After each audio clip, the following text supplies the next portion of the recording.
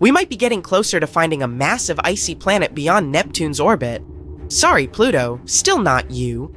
Recently, some universe mapping using data from a telescope in Hawaii eliminated about 78% of the possible locations for this mysterious Waldo from space. Some people call it Planet 9, while others prefer Planet X. Either way, it has been causing controversy since its existence was first proposed, and that is mainly because no study so far can answer the big question, does it really exist? If discovered, Planet 9 would rank as the 5th largest planet in our solar system, with a mass 10 times that of Earth. It is also theorized to be gaseous like Uranus. The initial study on Planet 9, dating back to 2016, suggests that this colossal new planet orbits the Sun 20 times farther out than Neptune, which sits at about 4.5 billion kilometers. As a result, the Planet 9 would take between 10,000 and 20,000 years to complete a single orbit around the Sun. If confirmed, this yet-to-be-discovered world would dominate a region larger than any other known planet in our cosmic neighborhood. These are all intriguing hypotheses, but without a single piece of evidence or observation to back them up. Before dismissing this as a wild guess, it is important to note that these researchers relied on complex mathematical modeling and computer simulations to speculate about the planet's characteristics, because that's what they do. The hypothetical presence of this planet would explain various mysterious features located beyond Neptune. We are specifically talking about the Kuiper Belt, a huge donut-shaped region filled with icy debris left over from the formation of the solar system, including comets and dwarf planets, like Pluto. What happens is that the 6 farthest objects in the Kuiper Belt exhibit elliptical orbits that are all oriented in a similar direction within physical space and tilted approximately 30 degrees downward relative to the orbital plane of our 8 known planets. What's strange here is that despite their distinct orbital velocities around the solar system, they maintain this alignment.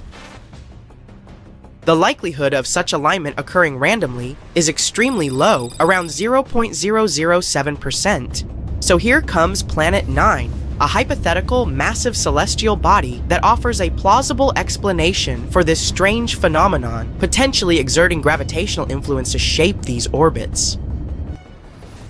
The initial theory didn't hold up for long, facing accusations of observational bias and calculation errors.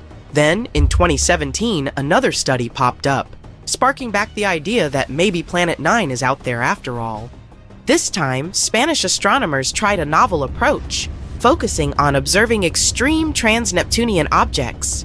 These celestial bodies orbit the Sun in highly stretched elliptical paths, with average distances exceeding 22 billion kilometers. The research suggests that the distances between these objects' nodes and the Sun might provide clues to Planet 9's location.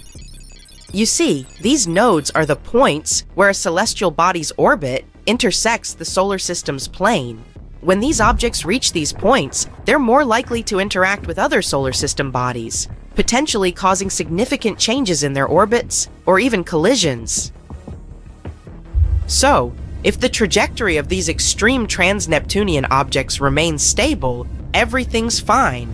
But if it's not, well, that is a sign that something else, something big, is messing with their path.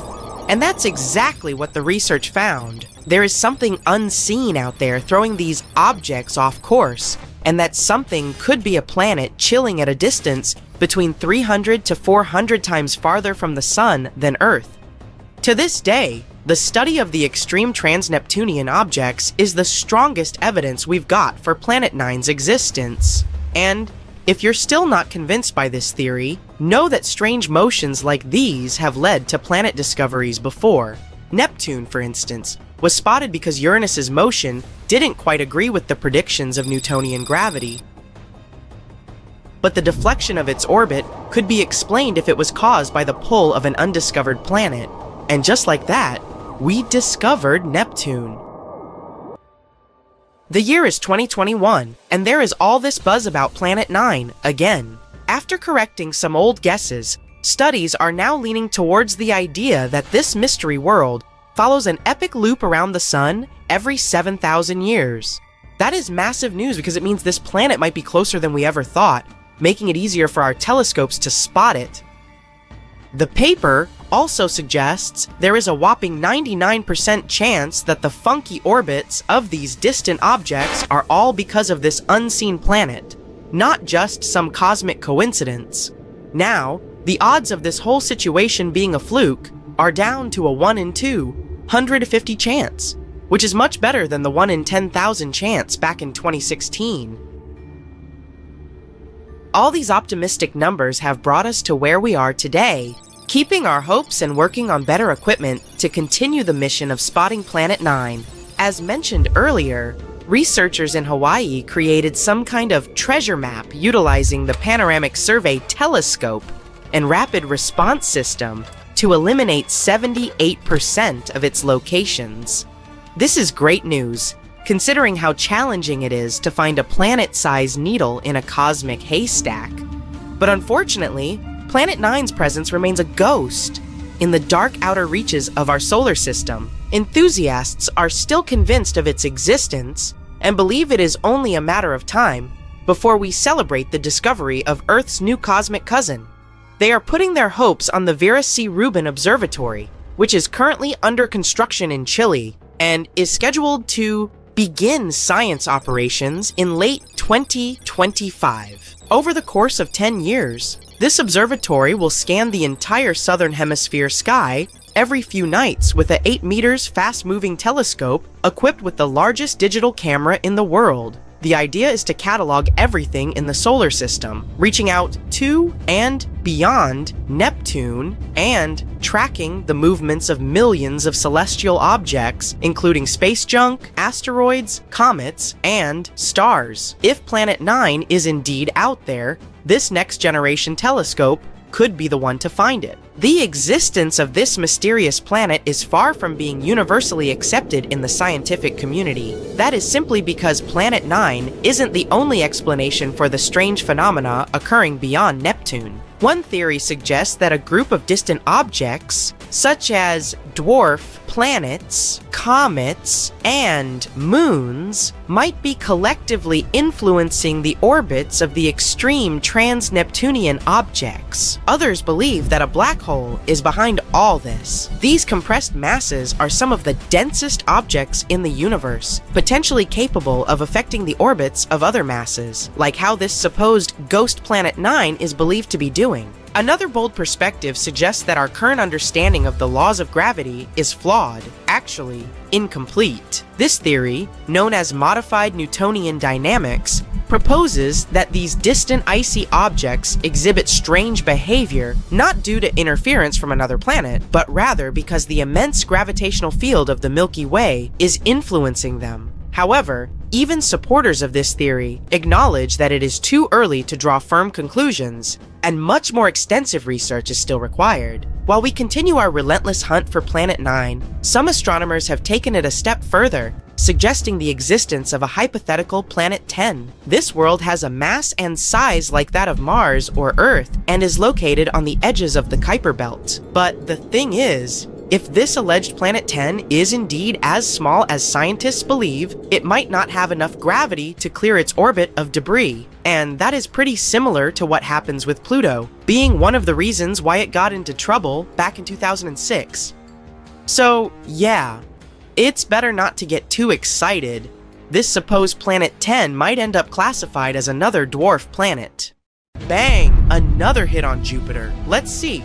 Gas giant, the largest planet in the solar system, 318 times bigger than the Earth, 2.5 times bigger than the rest of the planets in the solar system put together. One more interesting thing. If it got any bigger, it would actually become smaller. You see, with more mass, the planet would be denser. That would cause Jupiter to start pulling in on itself. Scientists say Jupiter could have 4 times greater mass, but still keep the same size. It takes 10 hours to make a full rotation on its axis. It's the fastest spinning planet in our solar system, and gets hit by so many space objects all the time. This was discovered by amateur astronomers observing Jupiter and saw some unusual unusual flash at the planet's surface. Impact events cause flashes like that, and for some reason, Jupiter gets more impacts than other planets. In 1994, astronomers discovered Shoemaker-Levy 9, a comet that broke apart and collided with the gas giant.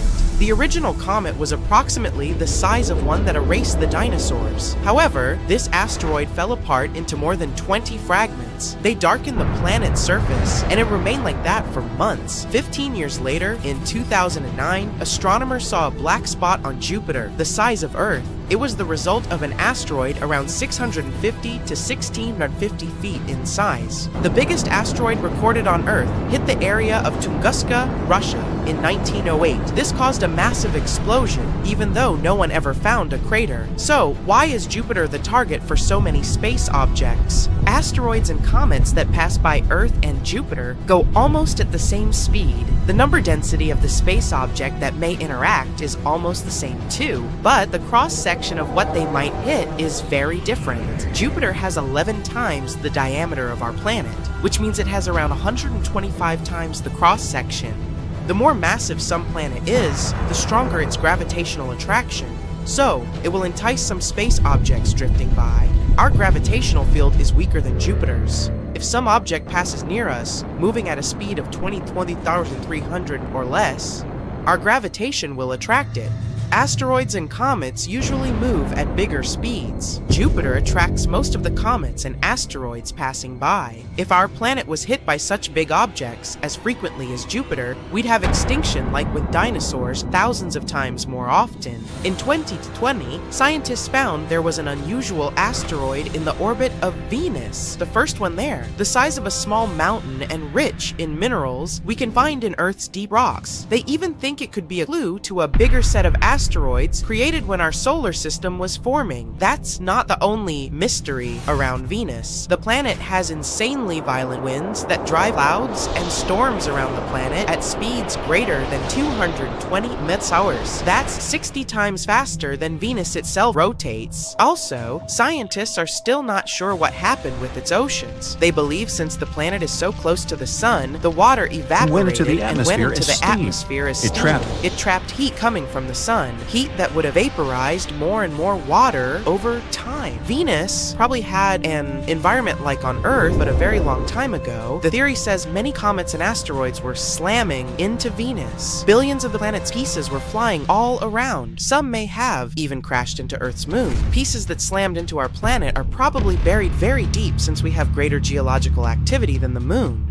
Uranus also had a collision, but a more serious one than asteroids. The rest of the planets in our solar system mostly have an axis of rotation that kind of points up from the ecliptic plane. Uranus is tilted, lying on the side, so a season there lasts 42 years, when either its south or the North Pole is pointed at the sun. Most of the planets also rotate counterclockwise when you see them from above our solar system. Venus does the opposite, which means maybe it was kicked off axis a long time ago. Uranus may have collided with the other space body millions of years ago. When our solar system was still very young, the orbital configuration of Saturn and Jupiter may have crossed. Their gravitational forces kinda created orbital momentum and transferred it to Uranus. That knocked it off axis. Millions of asteroids orbit the sun, and not so many pass by Earth from time to time, so we don't have some dangerous space bodies coming toward us. The plan is to visit Mars in the 2030s, and scientists hope Mars won't be a target of some bigger space bodies. New craters are formed on Red Planet every 1 or 2 days. They can be 13 feet across, which means they could have been formed by objects that are the size of a soccer ball. Since the atmosphere there is thinner than ours, smaller bodies can enter easier. Most of the Martian north is smooth lowlands. The south is higher, full of craters, and the planet's interior has a surprising amount of rare metals. The theory says this is because a big celestial body collided with Mars and tore away a part of its northern half. Debris from that asteroid circled the planet and then mixed into 2 small moons that orbit Mars. We also have some Mars rocks on Earth, found in the Sahara Desert, Antarctica, and some other places across the globe. Some of those rocks have gas that's chemically the same as the atmosphere on Mars. Rocks probably came due to a big explosion that happened when some larger asteroid or meteor that was ejected from Mars and landed on our planet. Mercury also has a thin atmosphere, so there are many smaller strikes there. Imagine waking up, going to your window, and see there are micrometeor showers every morning, which is something that happens on Mercury. This strange weather pattern shapes its atmosphere, called an exosphere. Mercury is so dense, its heavy iron core accounts for 2/3 of its total mass. Scientists think it could have been bigger in the past, but many collisions got the surface scraped off. It's been constantly bombarded by rocks from space that left marks with craters. Plains on its surface seem to have been created because of volcanic lava spilling over the surface and then dried smooth. Many craters are filled with such a material, which means there's one more thing that rocked Mercury's world: volcanoes. There's an unusual group of asteroids discovered near Neptune. Wide range in sizes, from big metropolitan areas to tiny pebbles. They are thought to come from an asteroid group called Kuiper Belt. It makes a ring well beyond Neptune. But these new asteroids have different colors than the Kuiper Belt. They're so far away from the sun, their surface was supposed to stay almost pristine, but they have a similar color to those sun-baked asteroids around Jupiter, like the rest of the planets. Neptune gets heat from the sun, but there's something mysterious inside the planet that makes it generate more heat than it gets. This affects its weather, and Neptune has the weirdest weather in the whole solar system.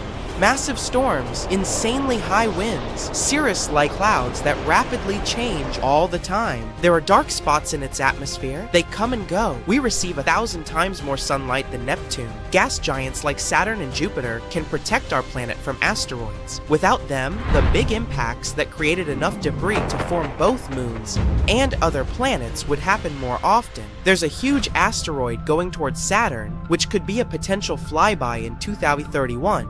More than 10 times bigger than the asteroid that erased the dinosaurs. Titan, one of the moons orbiting Saturn, 80% more massive than our moon, is actually the only moon in our solar system that has an atmosphere. It's 1.5 times thicker than ours, moon, and consists mainly of nitrogen, like our atmosphere. No one knows where all that nitrogen came from. However, unlike Saturn and most of the other places in our solar system, its moon has a real potential to host life.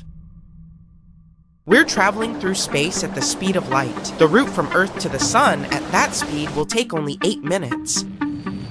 But it would take us about 35 years to reach our destination, which is, by the way, still very fast. By comparison, a conventional rocket would take about 600,000 years to make the journey. And here we are. It's a star system suspiciously very similar to our own, and our scientists suspect that life could exist here, just like on Earth. A red dwarf, 30% the size and weight of the Sun, lies at the heart of this star system, but these are the planets orbiting the star that interest us most. The first of these is L9859b. Its size is somewhere between Earth and Mars, but it's very light. It's only half the mass of Venus. But life is impossible on this rocky planet. It's too close to the star, and it's so hot you'd burn a cake if you tried baking it on its surface. It's about 100 degrees higher than the maximum of your oven. The planet makes a complete circle around its host star in just 2 days, compared to 365 for Earth, and it gets 22 times more energy than we get from the sun. So it's not only hot there, but there's a lot of dangerous radiation. The next planet is 2.8 million miles from its host star. That's 13 times closer than the distance from Mercury to the Sun. L9859c, and it makes a complete revolution around the star in 3.7 days. But what's interesting is that the planet is 30% bigger than the Earth and twice as heavy, so it belongs to the class of super-Earth planets. Such planets can be rich in water ice, methane, and hydrogen. These are some of the elements that are necessary for life's existence. Many scientists believe that it's on such planets that extraterrestrial civilizations can live, but because of the great weight of the planet, planet, it has a strong gravitational force. So these civilizations may not be able to fly into space because it's harder for them to get out of the gravitational trap of a super Earth planet. However, life isn't possible here because the planet is still too close to the host star. And just like in our solar system, the two nearest planets are too hot. But the third planet looks more promising, L9859d. It's almost twice as heavy as the Earth and 50% bigger. Scientists have calculated that about a third of its mass could be water. For comparison, the mass of all water on Earth is only 0.02%. The presence of water is the main condition for the emergence of life. But we can only guess where that water might be. It could be on the surface, but high temperatures can turn large oceans into giant clouds of steam. But water can also be contained in the groundwater below the surface. Well, we can't know that for sure yet. Let's move on to the next planet in the star system. This newly discovered planet is of the Super Venus class, L98 Tau 59. It's a rocky planet, 3 times the size of Earth. The Super Venus class means that the planet is heavy enough to have an atmosphere, but the conditions there are more like a greenhouse. Different gases fill the atmosphere there. Star rays pass through them to the planet's surface, reflect off it, and rise upward. But the dense gases don't let them leave the atmosphere, so the planet gets hotter and hotter. This is the greenhouse effect that we try so hard to avoid on Earth. On top of that, the stellar wind carries water vapor and other elements from the upper layers of the atmosphere into outer space. Life cannot exist on such a planet, nor could it ever originate, just like on Earth's twin sister, Venus. So far, all the planets we've looked at are outside the habitable zone of the host star. That's the sweet spot at a perfect distance from the star. Not too close so that the planet isn't too hot and the water there doesn't evaporate instantly. And not too far away so that the planet doesn't look like a cold desert. And planets B, C, D, and E are too close to the host star. But there's another hypothetical planet EF in this star system, located right in this sweet spot. This super Earth candidate, L9859f, is 2.5 times heavier than our home planet, so we have hopes that it's a rocky world, just like the other planets in this star system. The weight of planet F is enough to have a dense atmosphere, and the temperature on its surface should be suitable for water to exist there in liquid form. The planet makes a complete circle around its host star in 23 days, which literally means it's New Year every 3 weeks. It isn't very likely, though, that there's a civilization there that celebrates it. Indeed, the very existence of this planet is very doubtful because we still have no direct evidence. All the other planets have been discovered by the transit method. That's when we point our telescopes directly at a star and watch its brightness change. When there is a slight drop in the star's brightness, that's when a planet has passed between us and the star. Like this dot, we have a short period of time while the planet is in the background of the star to determine its size and speed. Sometimes we can observe such transits of Mercury and Venus on the solar disk.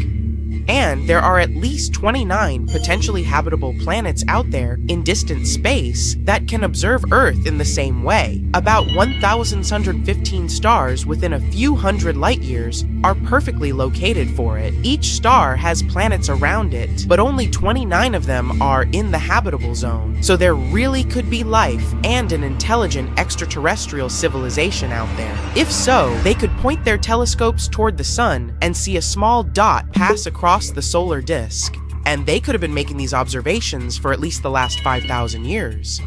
So they could see how our civilization was born and how we evolved. Moreover, these planets are close enough to pick up our radio signals and even television broadcasts, but it works both ways. Radio signals travel through space at the speed of light. We mastered this technology about 100 years ago.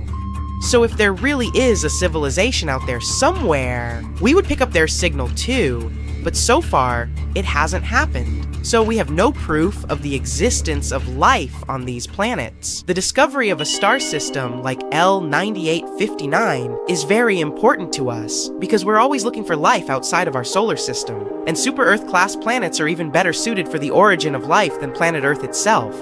Such planets are sometimes called super habitable. So, some scientists think that Earth is a good place for life, but not the best. Super habitable planets would have to be 30% larger than Earth, and twice as heavy. This would create stronger gravity, which would make the atmosphere on the planet denser and with a higher concentration of oxygen. This, in turn, would raise the average temperature on the planet to a perfect 77 degrees Fahrenheit, so plants would thrive there. Also, stronger gravity makes the surface of the planet flatter, so there might be more oceans there than on Earth. This will make aquatic life much more diverse. The host star also plays a very important role. It should be smaller than the Sun. The bigger the star, the more of its fuel it burns. This means that the lifespan of such stars is much shorter. For example, the lifespan of the Sun is about 10 billion years, but a red dwarf can live up to 30 billion years. More time, more opportunity for the birth of life and evolution. So far, scientists have discovered 24 superabundant planets, but that still doesn't mean that there is life there for real. But some scientists believe that there are already at least 36 advanced civilizations in our galaxy besides Earth. They've searched for similar worlds on the star map. First, we find stars that look like the Sun among about 100 billion stars throughout the galaxy. Now we choose from them those that are rich in iron. Such stars burn at the perfect temperature and help the planets around them gain an iron core and become Earth-like. Now let's pick relatively young stars from this pile, because when they get older, they expand and either absorb the planets around them or burn them up. One last thing, let's find planets in this pile that are in the habitable zone of the star, and voila! 36 worlds may be inhabited by some unknown civilization. But we won't know for sure until we get in touch with them. Our solar system might have some more planets up its sleeve. We know about 8 official planets, but they're not the only ones that survived the chaotic formation of our solar system 4.5 billion years ago. Astronomers say there are 3 categories of planets in our solar system. We're in the first one, the 4 rocky inner planets, Mercury, Venus, Earth, Mars, that peacefully orbit the Sun. They're located within the main asteroid belt that separates Mars from Jupiter, which is in category number 2. That one's a group of planets in the outer solar system, the gas giants. Jupiter, Saturn, Uranus, Neptune. These planets have huge amounts of ice and gas around what scientists believe to be their rocky cores. The third group lies beyond the area where our local planets are, somewhere further than Neptune. It's the realm where you'll find dwarf planets such as Pluto, Eris, and Sedna, and many smaller space bodies like comets. But new findings say there could be something else lurking in the dark, besides dwarf planets and tiny space bodies, maybe even a new planet. Models scientists made say that our outer solar system used to have 1 or more rocky planets, the size of Mars or Earth. Over time, these rocky wanderers interacted with the wide gravity fields of our gas giants. This kicked them into a far-out orbit, away from the neighborhood. The question is if one of those Mars-sized planets survived and could really be somewhere out there. Scientists have made simulations to see what potentially happened. These showed that in half of such cases, where planets interact with the gravity of gas giants, they get ejected into interstellar space. In the remaining half, there's this one rogue planet, left in an orbit similar to ones the Kuiper Belt objects are following. There's only one thing left to do now: find it. Astronomers found the loneliest planet in the universe. They were trying to find distant brown dwarf stars, or failed stars, ones that never become massive enough to start shining. Stars are born with big masses, which means they also have strong self-gravity. The star squeezes in on itself. That causes high internal temperatures and enables the star to shine. But instead, they found a lonely wanderer, CFB DSIR 49. The planet is between 50 and 120 million years old and has a surface temperature of 750 degrees. Compared to stars, that's cold. At first, scientists thought it could be a brown dwarf star, but in that case, it would be way older. This starless planet floats around through space, passing only 130 light years away from our planet. Our galaxy, the Milky Way, is 100,000 light years wide, so that's relatively close. The Lonely Traveler is actually a gas giant. 4 to 7 times bigger than Jupiter. Maybe it was kicked out from its own solar system because of gravitational forces, or getting into another planet's orbit. Or it was formed away from its parent star. Far beyond Pluto, on the edge of our solar system, there's a space body about as big as Pluto, but a little bit colder and way denser. It's probably a big rocky body covered in a thin icy mantle. It's the dwarf planet Eris. Both Pluto and Eris occupy the Kuiper Belt, which is the distant ring of frigid space bodies that lies beyond Neptune. A day there lasts 25.9 hours, pretty similar to Earth. But Eris circles our sun in the distance 3 times farther than Pluto, which means its year is pretty long, 557 Earth years. Eris has a bright, icy surface. It's one of the most reflective bodies in our solar system. It bounces back more than 95% of the light that strikes it. Somewhere out there, even farther, there's a super Saturn, J-7b, much larger than Jupiter or Saturn. It's an exoplanet, which means a planet that orbits a star other than our sun. Super Saturn is 434 light-years away from Earth, constellation of Centaurus. It's the only exoplanet we know about with rings similar to Saturn. It actually has a huge ring system, 200 times bigger than Saturn's rings. There are more than 30 rings, each of them tens of millions of miles in diameter. There are gaps in the rings, which means there could be some interesting satellites, exomoons, around. If this super Saturn could swap places with our regular Saturn, its rings would absolutely dominate our sky. You could look up and easily see them. The view would be amazing because they would appear much bigger than a full moon. Scientists have found thousands of planets outside of our solar system. Some are dense as iron, while others are airy and light. And then there's the water world, GJ-1214b, a steamy world bigger than Earth and smaller than Uranus, 40 light-years away from us. Constellation of Ophiuchus. It's a watery planet surrounded by a thick atmosphere, 2.7 times Earth's diameter, and almost 7 times heavier than our home planet. It was most likely formed somewhere farther from its star, where there was plenty of water ice, but later migrated to where it is today. Its surface temperature is 440 degrees, which is too hot to host life like on Earth. It also has much less rock and much more water than our planet. Imagine a planet with no land, but only endless oceans covering all of its surface. High pressures and temperatures would form things like superfluid water or hot ice, some pretty exotic materials that we can't see on our planet. Gliese 436b. It's a Neptune-sized exoplanet, 30 light-years away from our planet, constellation of Leo. It makes one full orbit around its star in a little more than 2 days. This planet defies the laws of physics. It orbits its star, Gliese 436, which is smaller, cooler, and less luminous than our sun, at a distance 15 times closer than Mercury is to the sun. When we typically think of ice, we picture a frozen cube, even though the temperature there is 980 degrees. This temperature is way above the melting point, but the ice remains solid and burning hot. This happens because of very strong gravity. It compresses the water vapor in the atmosphere into solid ice. The pressure here doesn't allow the ice to melt, no matter how hot the surface is. Now imagine being on a mysterious planet and it suddenly starts raining sapphires and rubies. One distant exoplanet, HAT P7b, a gas giant 1,000 light-years away from Earth in the constellation of Cygnus and 16 times bigger, has specific weather with pretty violent storms. Rubies and sapphires are scattered across the planet when it's raining. On the planet's night side, there's a high amount of corundum in the atmosphere. And corundum is what mineral gems such as sapphires and rubies are made of.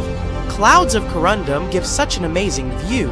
The planet is plagued by severe winds that often turn into powerful storms that push huge masses of those clouds across the planet. Although the planet is uninhabitable, it would certainly be cool to come there and pick up some gems. Still, the weather is pretty wild. Plus, the temperatures are over 4,600 degrees. By comparison, Venus is the hottest planet in our solar system, and its temperature is only 900 Looking over the expanse of space, you can see a beautiful little blue dot in the endless darkness. It's an exoplanet, HD 189733b, that lies 63 light-years from us in the constellation of Vulpecula.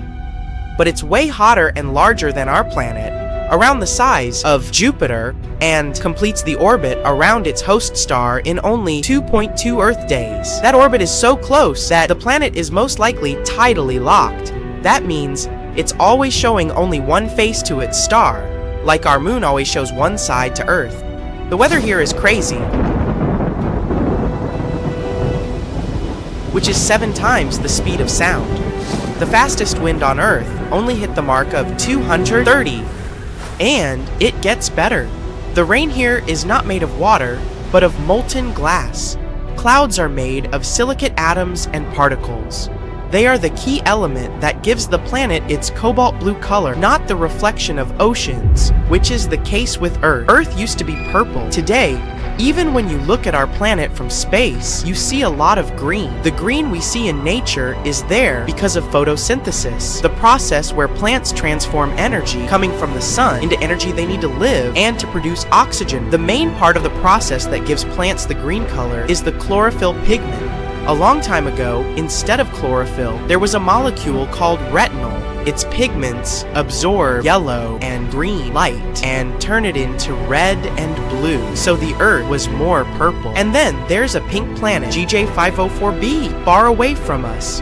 Virgo constellation, 4 times more massive than Jupiter. It's a newly formed exoplanet, around 160 million years old. For comparison, the Earth is 4.5 billion years old.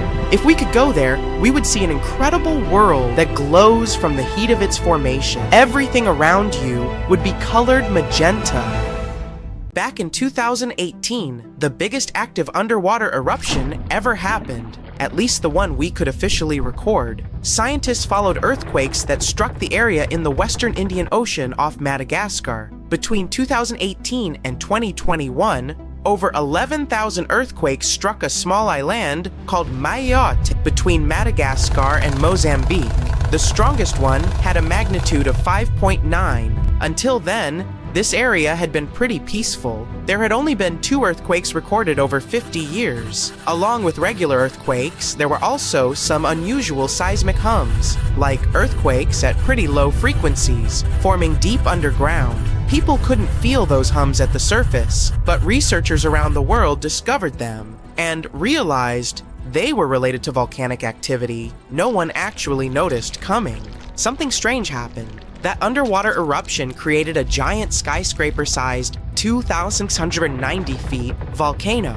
This new underwater volcano turned out to be around 1.5 times the height of One World Trade Center in New York, and almost 10 times bigger than the Statue of Liberty. The area where it appeared had been explored in 2014, but it was almost flat, peaceful, and empty back then. Now, there is an actual volcano's nearly 8,500 feet, 8,465 feet, 2,580 below sea level. The volcano gets its magma from a super profound reservoir located nearly 34 miles, 55 kilometers, underground. It's the deepest reservoir of volcanic magma that we know about. The Earth has layers, and the middle one is kinda chunky. It's very much like peanut caramel filling many chocolates have. Research shows there are probably hunks of oceanic crust deep inside the Earth's liquid mantle. They're stuck there, creating large lumps in something that was supposed to be a smooth layer. Our planet has a rigid outer layer, lithosphere.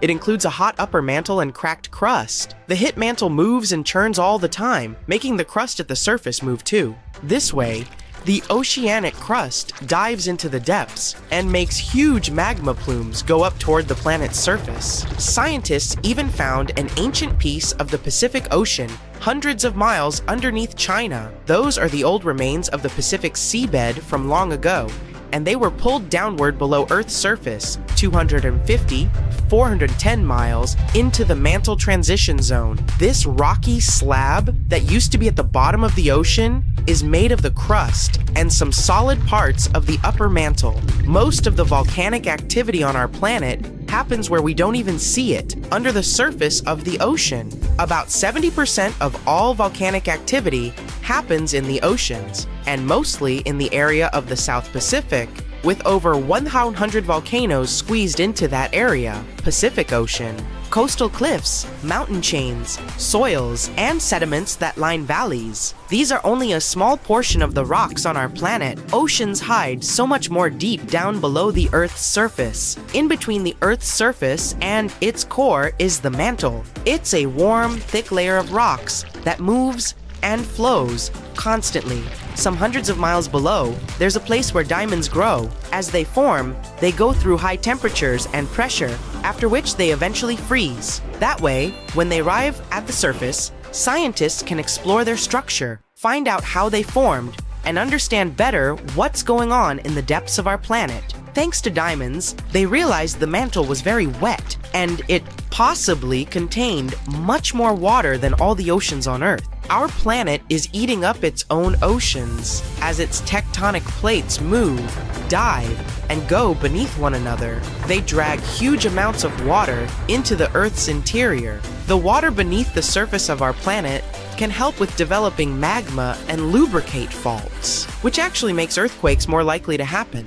Water is actually stored in the minerals. It gets incorporated into the planet's crust when new oceanic plates form. They go through the process of bending and cracking as they grind under other plates, subduction, and huge amounts of water then go deep in the crust and mantle. Scientists researched an area that's 18 miles under the surface. They realized these zones pull 3 billion teragrams, which is more than 2 billion pounds. Any ocean is like a whole new world. There are incredible sceneries below the surface, magnificent waterfalls, lakes, rivers. There are thick layers of salt beneath the seafloor, and rivers and lakes form because seawater goes through those layers and dissolves them, creating something that resembles pools. The dissolved salt makes the surrounding water denser. That water then settles there, which eventually forms underwater lakes or rivers. But there are also mountain chains, trenches, canyons. There's a canyon in the Bering Sea with more than 8,500 feet, 600 miles of vertical relief. This makes the Grand Canyon look way smaller than it is since the underwater canyon is nearly 2,500 feet deeper. Deep parts of the ocean are really cold. The temperature of the water can be about 40 EF. Oh, I see. But at the bottom, water can get boiling hot. There are hydrothermal vents in the seafloor. Those are the hot springs located at the edges of tectonic plates. The water they release can reach a temperature of up to 750 F, 400 OOC, but the pressure at such depths is very intense. So intense, no human being can handle it. Still, it's the pressure that keeps the water from boiling.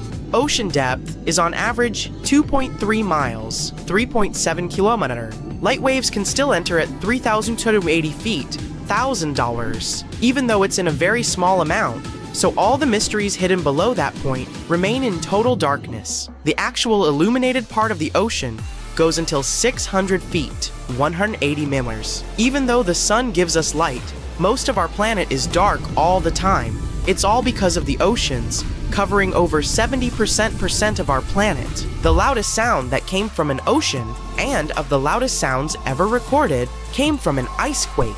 It was so loud, researchers picked it up by sensors more than 3,000 miles away. There was a seismic activity that made frozen ground break down. The Antarctic ice sheet is bigger than the continental part of the United States and Mexico together. A big iceberg from Antarctica holds over 20 billion gallons of water, which could make a 5-year water supply for 1 million people. Humans can generally drink sea ice, although we can't drink seawater. As time goes by and the ice ages, the brine trapped between ice crystals drains out. That way, ice becomes fresh enough to consume it. If all the ice sheets and glaciers we have on the Earth melted at the same time, the sea level would rise another 260 feet, which is just a little shorter than the Statue of Liberty as the height of a 26-story building. Clams live long enough to tell us more about oceans past. Ancient mollusks can live for more than 500 years. To learn more about a tree, you can use its rings to see how old it is. To learn how old a mollusk is, you can examine its rings within the shell and tell. This is also how scientists get information about the ocean, climate, and whatsoever Clams can help take a look at what happened about 1,000 years ago. The Earth doesn't have 4, but 5 oceans now. The new one, called the Southern Ocean, was officially recognized only a few months ago. It borders the Atlantic, Pacific, and Indian Oceans, so scientists couldn't agree if it's really a new ocean or just part of the colder regions of these 3. We don't only divide oceans on maps, each has different conditions for unique marine species. For example, the Southern Ocean has leopard seals, orcas, minke whales, emperor penguins, and other animals that live in cold, icy seas. It's also home to krill, small creatures that look like shrimp, and are food for many bigger animals that live there. Life on our planet started about 3.5 billion years ago. I wasn't around then. It's still a mystery how and when exactly, but some theories say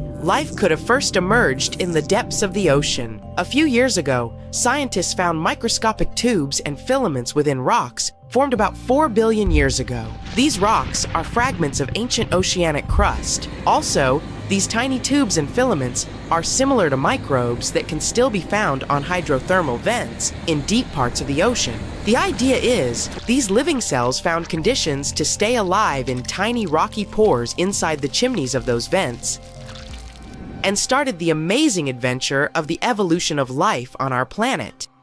Hundreds of diplomatic spaceships take off from Earth and head into space. When they reach their destination, they're met by hundreds of alien ships. This is humanity's first contact with an extraterrestrial civilization. People managed to detect them not so long ago in a star system very close to our home. It's Proxima Centauri. This red dwarf star, it's 7 times smaller than our sun, which makes it only 50% bigger than Jupiter. Proxima Centauri is also 8 times as light as the sun. This star system is 4.2 light years away. That's how long it takes a photon of light to travel from this star to Earth. By comparison, it only takes 8 minutes for sunlight to reach our planet. If you decided to travel to Proxima Centauri, it'd take you about 73,000 years to fly there in a conventional rocket. That's longer than our intelligent civilization has even existed. But it's not the star itself that interests us, it's the planet orbiting it. That's Proxima Centauri b. It's 17% bigger than Proxima Centauri bi, Earth, and about 10% heavier. It orbits its star at a distance of 4.5 million miles. By comparison, Earth is 93 million miles, 150 million kilometers away from the Sun. But the host star, Proxima Centauri, is a red dwarf. It doesn't emit as much light and heat as our Sun. So, the planet Proxima Centauri b is right in the habitable zone of the star. It's located at such a perfect distance from its mother star that the planet neither gets too hot nor turns into a block of ice. In other words, the temperature there makes it possible for water to exist in its liquid state. This means that Proxima Centauri b could host life, but further observations of the planet make it doubtful. The host star is very unstable.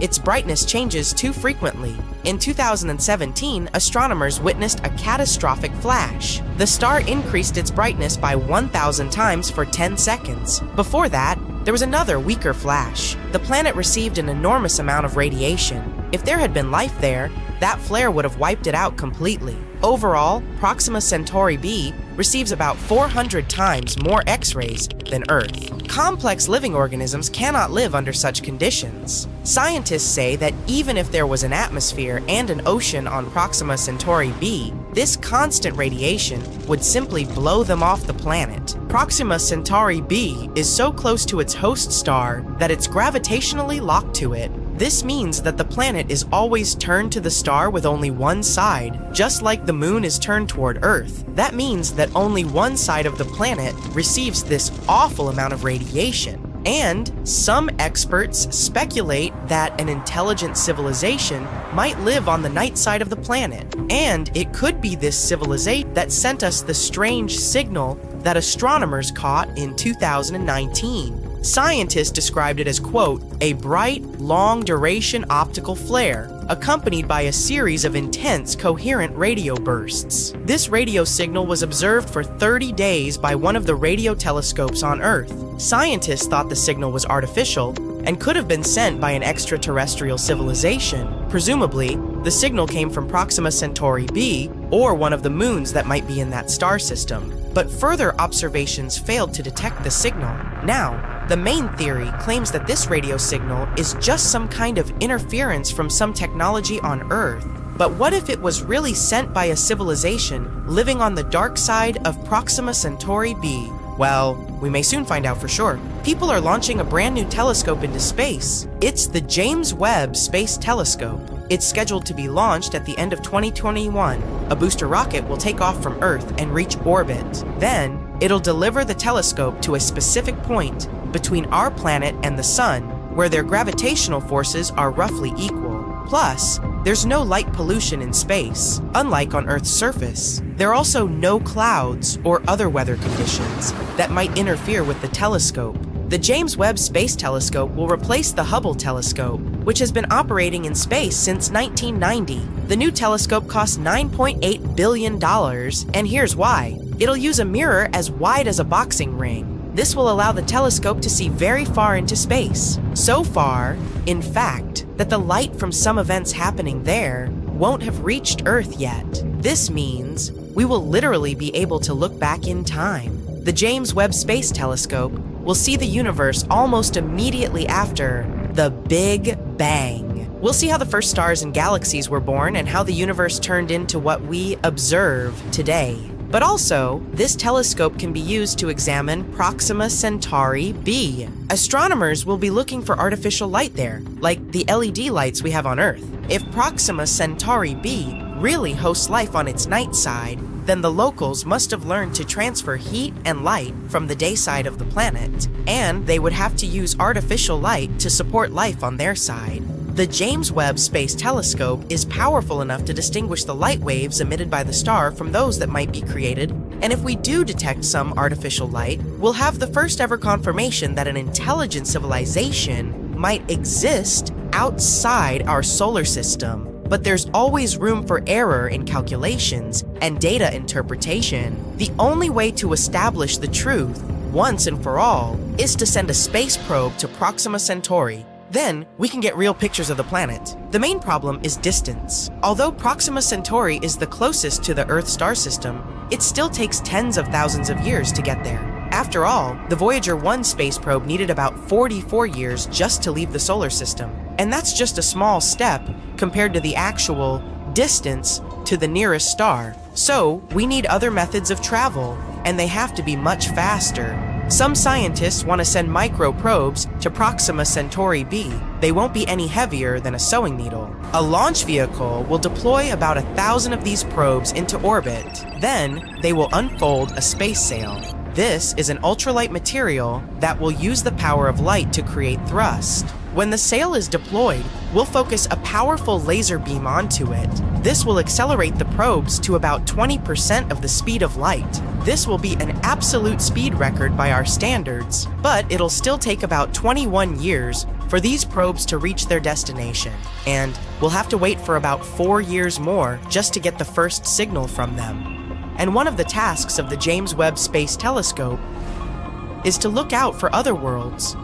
The telescope's powerful instruments will allow it to find relatively cold planets where temperatures are close to those on Earth.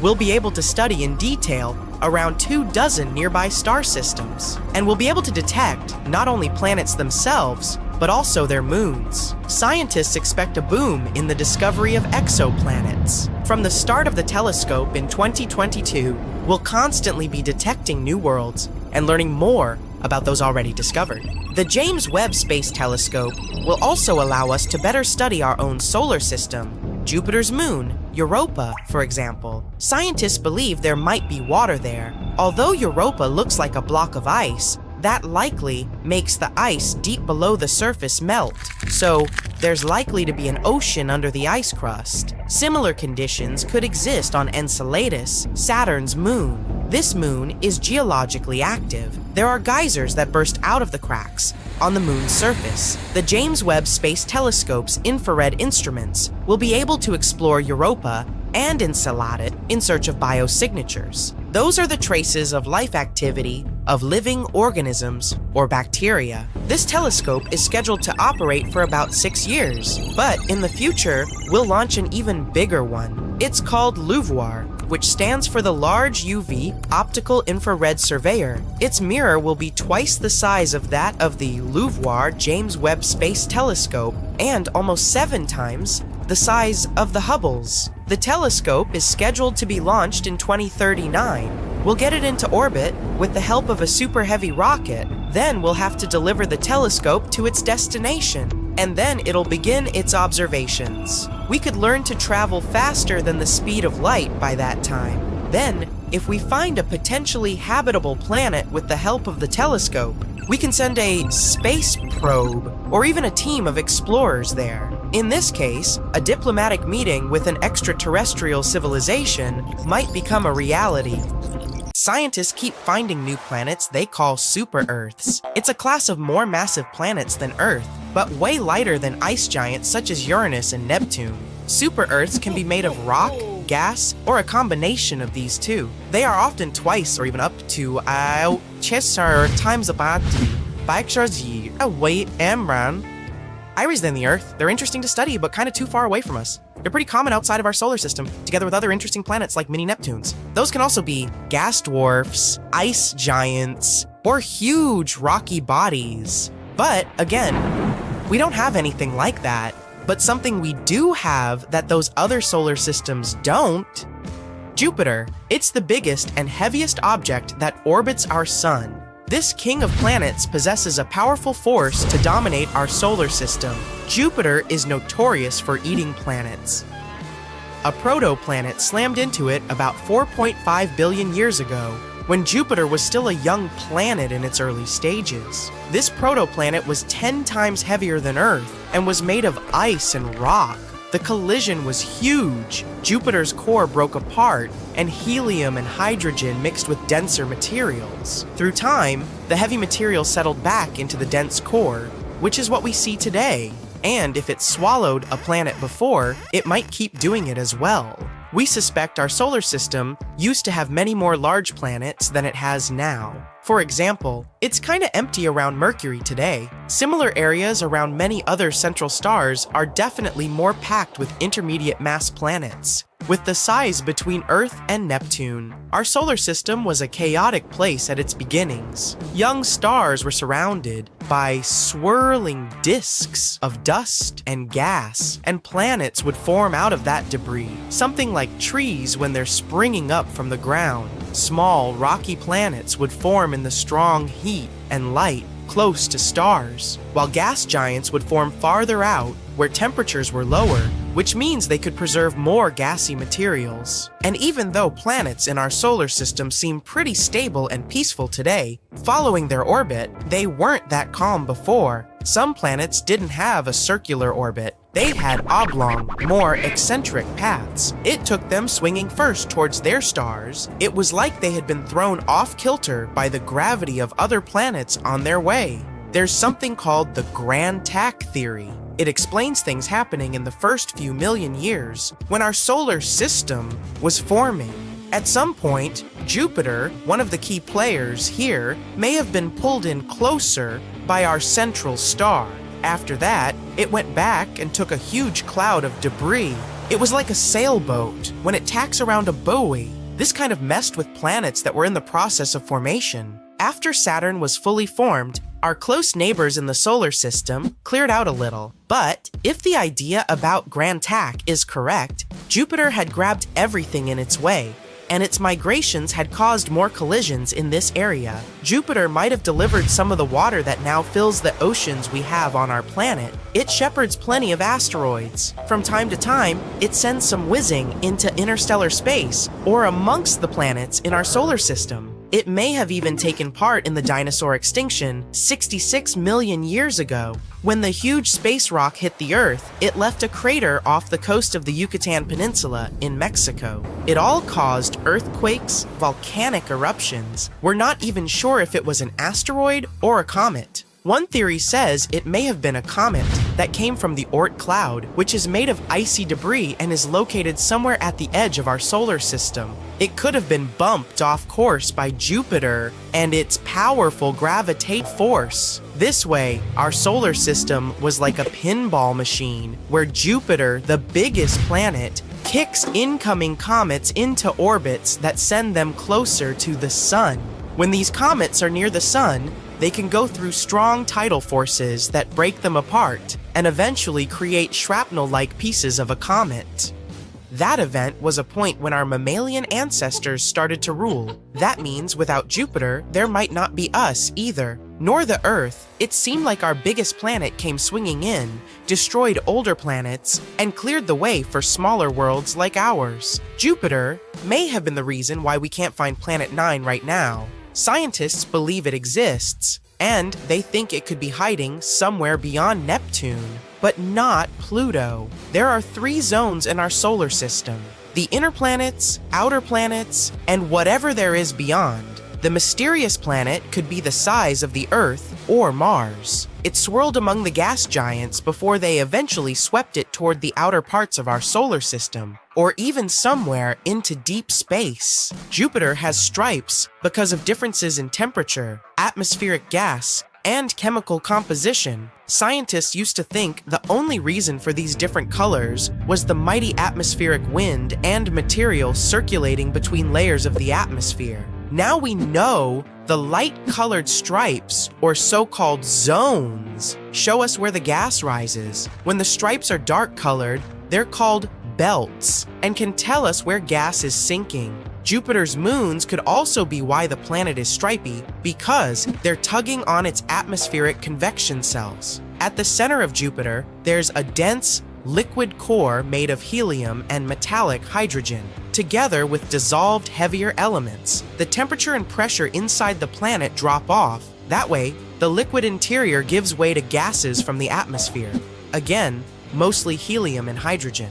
No one knows how deep this liquid-gas boundary lies, but the planet is probably fully liquid a couple of thousand miles under its cloud tops. Jupiter would still be bigger than some other giants, like Saturn, if we could strip its gases. Jupiter is sometimes even called a failed star. Although it's not quite correct, it's mostly made of hydrogen-like regular stars. But it's still not massive enough to start thermonuclear reactions in its core, which would eventually turn it into a real star. In theory, every object could be turned into a star if you only add enough matter to it. If there is enough mass, the temperature and internal pressure will increase and start thermonuclear reactions. So, to turn Jupiter into a star, such as the Sun, you'd have to make it 1,000 times more massive. But to form a cooler red dwarf, you'd only need 80 Jupiter masses more.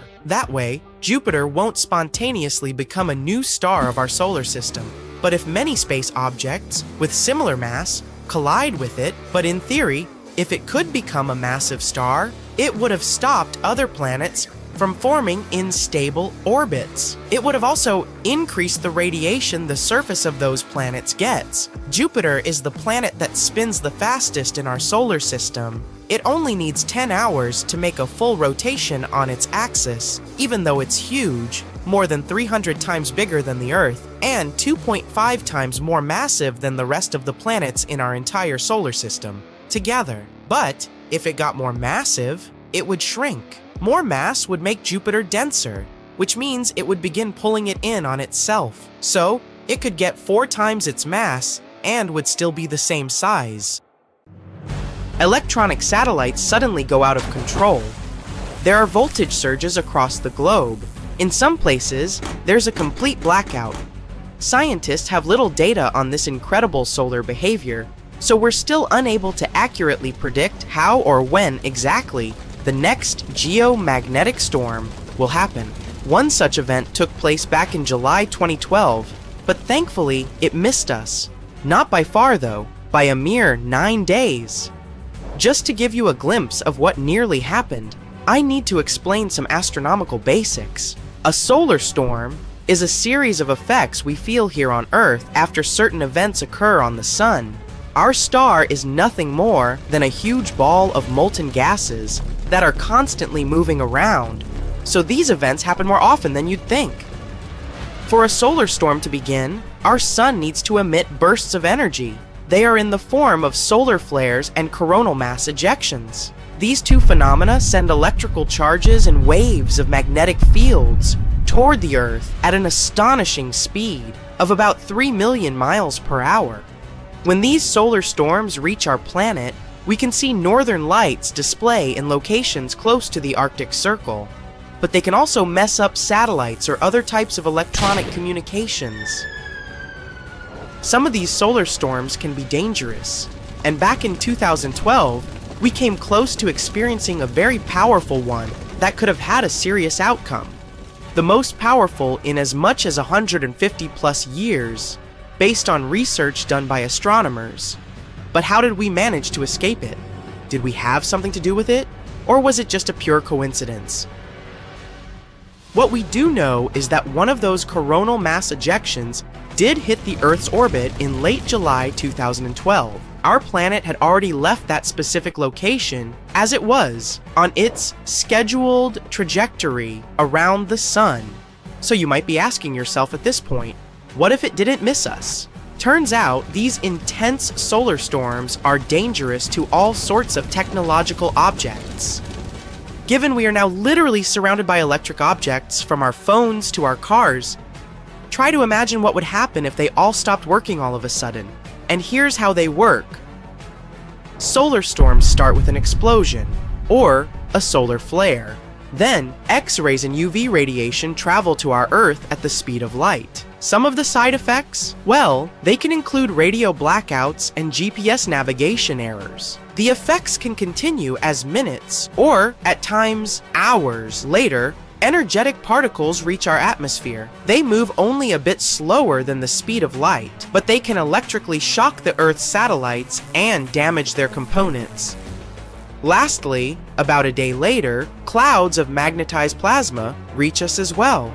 They can cause huge power blackouts, more or less paralyzing everything with an electrical plug.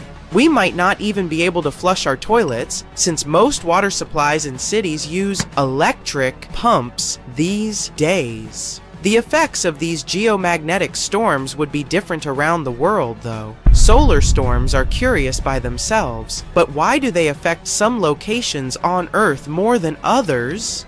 Based on recent research, geology has a lot to do with it. But I need to take you back a bit to paint you the bigger picture. Buckle up.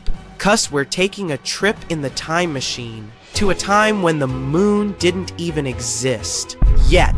4.6 billion years ago, our solar system looked a lot different than it does now, and that's putting it lightly.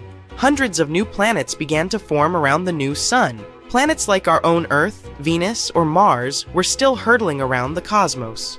Back in the 1970s, an astronomer named Donald R. Davis developed a theory that said the moon was born when another planet hit a newly formed Earth about 4.5 billion years ago.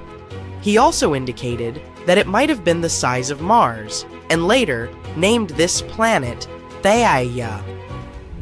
It's difficult to imagine what that impact might have looked like, even with the equipment we have these days. The astronomers suggested the giant impact hypothesis, trying to piece together this mystery. After running into our planet, the outer rocky layers of both Earth and Theia were projected into a circle of cosmic matter. Out of this debris, what we now know as the moon was born. The Earth's core has apparently consumed Theia's iron core, that is, if it had any. Our planet also got into the position it occupies today. This way, it became more susceptible to geomagnetic storms. Back then, there was little to no information as to what might have happened to Theia, apart from giving us our only natural satellite. It took several years for a series of scientists to come up with an exciting new idea that revolutionized what we knew about our planet. What was left out of Theia is hiding under two continent-sized layers of rock deep within our planet. This theory is also one of the only explanations for why the moon is so dry and doesn't have much of an iron core. But why is geology so important when it comes to geomagnetic storms? Well, that's because recent data revealed that the type of rocks below your feet can affect how well your city adapts after powerful geomagnetic storms. Some types of rocks, like sedimentary rocks, for example, generally have more space filled with water, which makes them electrically conductive. Other types of rocks, metamorphic and igneous rocks, are denser and have more resistance when it comes to electricity. Whenever such a storm happens, people living in the New England Highlands may have a higher risk of experiencing major disruptions. At the same time, those in the mid-Atlantic coastal plain have less to worry about simply due to what's hidden beneath their cities. How did we know how scary these storms are? Well, this wasn't the first time it happened. Solar storms have dazzled the astronomer community for many years now. The most iconic event of this magnitude was the Carrington event, which happened way back in September 1859. It gave us a sneak peek of what the power of the sun is, to say the least. They named it after an English astronomer, Richard Carrington, who witnessed the solar flares himself. The power of that solar storm was something humans had never experienced before. The strong geomagnetic storm caused northern lights as far down south as the territory of Hawaii. On the morning of September 1st, 1859, Richard Carrington made his way into his private observatory, located outside of London.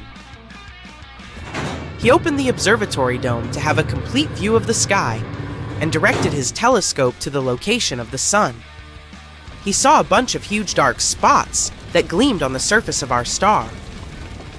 Shortly enough, Carrington noticed two enigmatic areas, intensely bright and full of white light bursting out from the sunspots. They disappeared 5 minutes later, but the effects carried on all across the Earth's surface. At first, later in the night, telegraph communications all around the world started to malfunction. Flashes of light started to burst from telegraph machines, disturbing the operators and even setting papers on fire. Brightly colored auroras started to appear in the nighttime skies all over the world, making confused birds chirp at night. Some people even began their daily activities since they mistakenly thought the day had already begun. These days, our planet is laced with a mega information web, so the impact of such a solar storm would be even messier. Back in the 1800s, the telegraph system was just starting out, but this Victorian internet was an important way of sending news and private messages. Even in the United States, telegraph operators had noticed local interruptions because of thunderstorms and northern lights before. But the Carrington event and its effects were something they had never seen before. A lot of telegraph lines in North America became useless. One telegraph manager based in Pittsburgh even recalled that the currents flowing through the wires were so strong their platinum contacts were in danger of melting. Another example was that of a telegraph operator located in Washington, D.C., named Frederick W. Royce, who was hurt as his forehead touched a ground wire. Samples taken from the Earth's icy locations tell us that the Carrington event was twice as big as any other solar storm experienced in the last 500 years. It's very difficult to imagine what the impact of a storm of that magnitude might be today, but based on a 2008 report drafted by the National Academy of Sciences, it might cost us between $1 trillion and $2 trillion in damages. There are things we can do individually to help reduce the amount of damage though, like buying a generator or installing a backup energy supply. This can be either a solar panel or a wind turbine. More so, we can equip our houses with surge protectors that connect to our electrical panels and can save us from lightning and other power surges. The simplest solution of them all, just unplug all the devices you're not using at any particular moment. If they aren't connected to a power source, they can't be affected by any surges.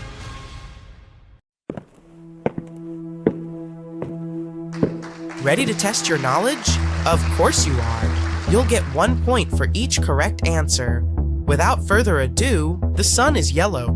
Do you think this is a myth? Ask someone to draw a picture of the sun, and chances are you will get a yellow or orange circle in the sky. Surprise! The sun is not really yellow. If you see it somewhere outside the Earth's atmosphere, it will look white. How come? According to NASA, the sun's temperature is the reason why it's white. The sun consists of all colors mixed together, so it appears to our eyes as white. Then, why do you think we see it as yellow or orange from Earth? Colored wavelengths, which are yellow and orange, are longer, and they're the only ones that make it far to our eyes. The other short wavelength colors sprawl in the atmosphere, and the sky looks blue to us during the day for the same reason. Meteorites are hot as fire when they land on Earth. What do you think, myth or fact? When people see a fireball around the meteorite, they think it's super hot. This is a myth. Meteorites don't immediately land on Earth. Most of them have been in space for billions of years. Space has a cold environment, just a few degrees above absolute zero cold, But don't meteorites fall to Earth in flames? How come? The fireball is actually the air in front of the meteorite. It is compressed by the super high speed of the meteorite. The outer side catches fire, but that layer is blown off on impact as a result of landing on Earth. As you would probably guess when they land, the meteorites are lukewarm at most, but not hot as lava. One side of the moon is permanently in the dark. Do you think this is a myth or a fact? This is a myth. Oh, come on. First the sun and now the moon. Am I living in a lie? Haha. So, people look at the sky and see only the bright side of the moon. The reality is, the sun shines equally on all sides of the moon as it rotates and orbits the Earth. Half of the moon is in shadow, and half gets the sunshine similar to the Earth. That's not true. Similar to Earth, it doesn't have a permanent dark side. The logic is simple. The moon orbits Earth, but it also rotates on its own axis. When you think about it, we're always looking at the same side of the moon. Black holes take in everything that comes their way. What is it, myth or fact? Black holes don't have infinite mass and gravitational force, but still, no one really knows for sure what happens to the things pulled into them. Experts do know black holes do not have supergravity though. Let's imagine this. If there was a black hole as big as the sun, it wouldn't immediately eat the whole planet. Imagine black holes as vacuum cleaners. It does draw in a cloud of dust near its range, but other specks of dust remain where they are. So even if there was a black hole replacing the sun, all the planets would continue to orbit similarly. They wouldn't go into the black hole. If a star or something else got into the range of the black hole, only then would its gravity affect the star. When you call someone, the signal bounces off a satellite. Is this a myth or a fact? It's a myth. Or rather, an urban legend or misconception. You name it. I mean, there are some satellite phones, but we, regular people, don't use those every day. Although your mobile phone works in a much different way. When you call someone, the nearest tower connects you to the other person online. This is why there are tower connections, huge networks of tower-to-tower connections, and hidden cables. The moon has no gravity. Any guesses, myth or fact? This is an urban legend. Ask any astronaut you know. If you don't know any, just trust me. There is footage proving that the moon has gravity. When I say the moon has gravity, don't think it's similar to the gravity on Earth that makes an apple fall. The moon's gravity is only about 1/6 of Earth's. How does it feel to walk on the surface of the moon? The second man on the moon, Buzz Aldrin, mentioned it's like moving in slow motion and perhaps not too far from a trampoline, but without the springiness and instability. The sunset on Mars appears blue. Do you think this is a myth or a fact? This is a fact. Magnificent sunsets. The sky is filled with different shades of yellow. Now imagine this in blue. According to NASA, sunsets on Mars would look bluish, watching them with bare eyes. It's because of dust. Dust particles closer to the sun appear in blue tones. There is something called moonquakes. Does it sound like a myth or a fact? Fact. Quakes happen on the moon too, and they are called moonquakes. They have different features. Not really similar to the quakes on Earth, though. A planet can be hot enough to vaporize rocks. Any guesses? Is this a myth or a fact? This is a fact. The temperature in this universe is indeed very high. There's a planet, 55 Cancri E, the temperature of which is enough to melt and even vaporize rocks. It's 2 times bigger than the Earth. This super Earth is similar to our planet, but it is way too hot. Experts believe that it possibly has oceans of lava and clouds that rain molten rock. 1 million Earths can fit inside the sun.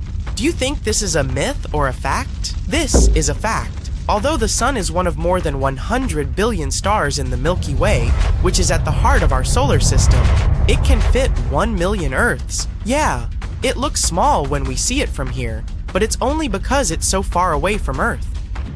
All comets have tails. Myth or fact?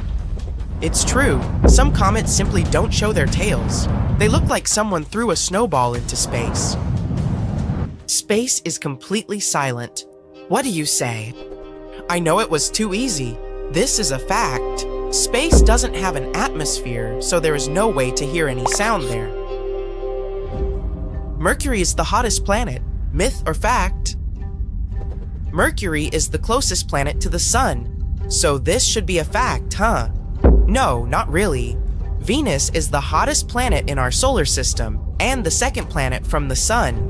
But the distance from the sun isn't what defines the temperature. The heat depends on the atmosphere. So, Venus's atmosphere consists mostly of carbon dioxide and some nitrogen. This combination makes the atmosphere very thick. When I say thick, I mean it. Throughout the year, the surface of Venus maintains a temperature of around 860 F. That's guys. Mercury's surface resembles the temperature of a desert, but is much higher in terms of temperature variations. Mars has more gravity than Earth. Does it sound real to you? This is a fact. For example, a person who usually weighs around 220 pounds while on Earth would only weigh about 84 pounds while on the surface of Mars. Venus spins clockwise. What do you say? This is a fact. Venus spins in the opposite direction compared to many other planets. The sun rises in the west, and its rotation is very slow. Footprints on the moon can stay there for millions of years. Do you think this is a fact or a myth? Fact checked.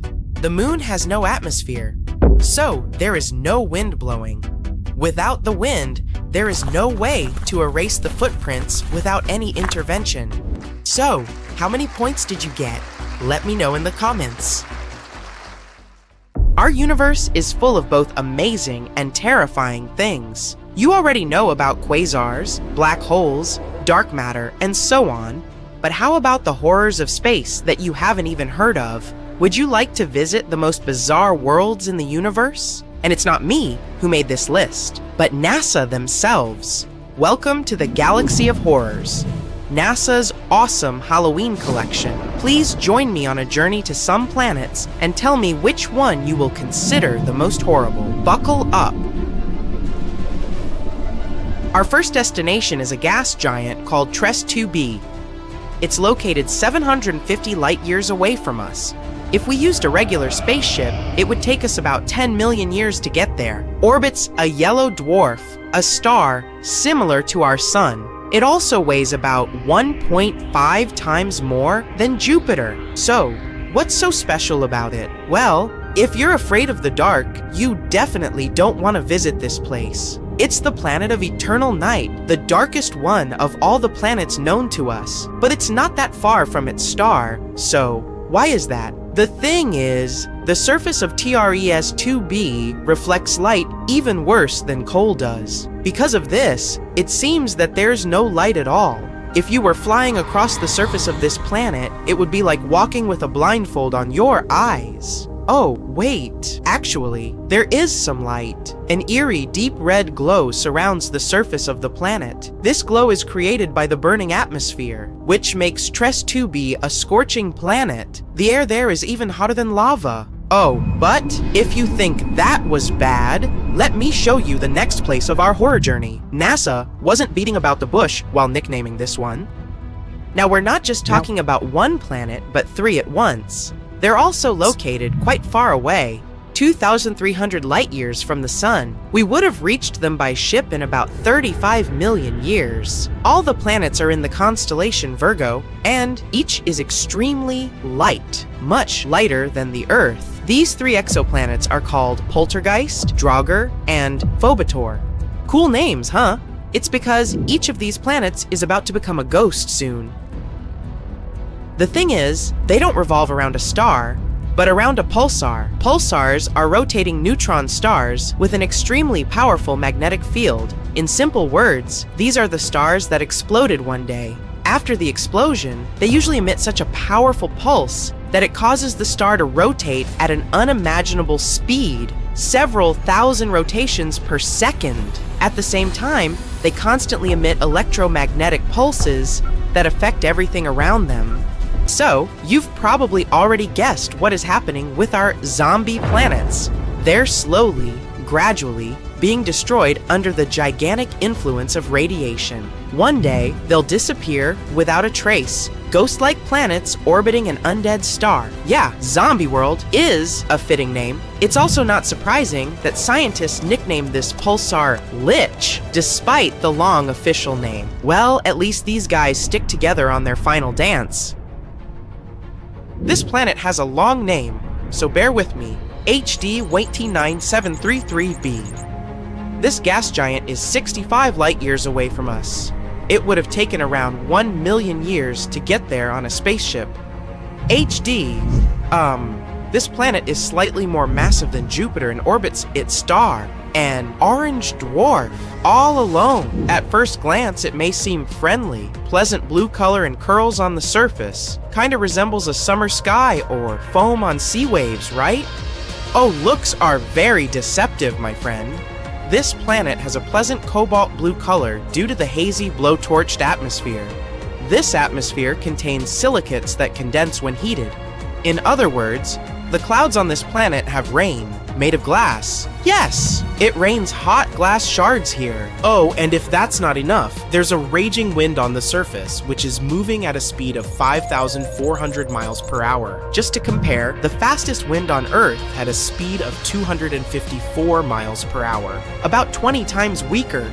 And because of this, hundreds of thousands of glass shards rush horizontally across the planet's surface at breakneck speed. I really don't envy anyone who would try to land here. By the way, this isn't the only example of strange rains in our universe. For example, it rains molten iron on the planet Dimidium. Or let's take so-called carbon planets. Their existence hasn't yet been proven, but if they do exist, there would be tons of black, poisonous clouds, and it would rain pure gasoline and hot liquid asphalt. Oh, and also, raindrops would explode upon touching the surface.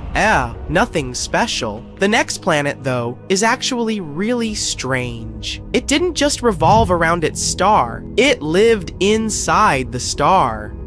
This cosmic miracle is called KOI 55b, or Kepler 70b. This planet is very far away from us, 4,000 light years. It would take about 70 million years on a spaceship. It's twice as light as Earth and fully rotates around its star in just a couple of hours. A long time ago, it was an ordinary Earth-like planet about the size of Jupiter. It was peacefully and calmly orbiting its red dwarf star, KOI 55. But everything changed about 700 million years ago. Perhaps you've heard that in a couple of billion years, our sun will begin to expand into a huge star, absorbing everything in its path. This is the fate of red dwarfs. Sooner or later, they increase, turning into incredibly hot blue giants. The same thing happened with KOI 55. This star began to increase in size and heat up in temperature, gradually turning into a blue-white giant. It was ready to devour its nearest planets. But